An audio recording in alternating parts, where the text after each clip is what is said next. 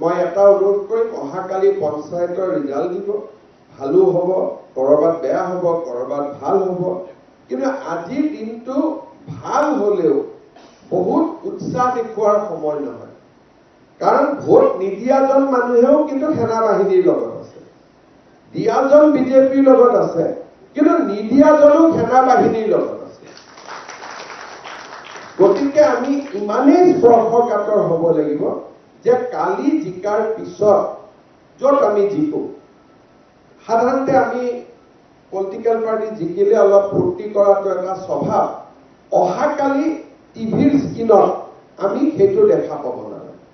সকলোকে আমি স্পষ্ট নিৰ্দেশ পঠাব লাগে যে কালি ৰাইজৰ যিয়েই আদেশ নহওক কিয় তাক আমি কালি বিনম্ৰতাৰে সৈতে ল'ব লাগে। আমাৰ কিছুমান আৰু হয়তো মন্ত্ৰী বিধায়কসকলকো কাউণ্টিং হলত যাব মানা কৰিম, কাৰণ তেওঁলোক গ'লে আমাৰ সমৰ্থকসকলে কেতিয়াবা আবেগিক হৈ হিমন্ত বিশ্ব শৰ্মা জিন্দাবাদ, দিলীপ শইকীয়া জিন্দাবাদ, এতিয়া আমাৰ জিন্দাবাদ দিয়া সময় নহয়, নৰেন্দ্ৰ মোদী আৰু সেনা বাহিনী এই দুটাৰ বাবে আজি আৰু কাৰো জিন্দাবাদৰ সময় এতিয়া নহয়।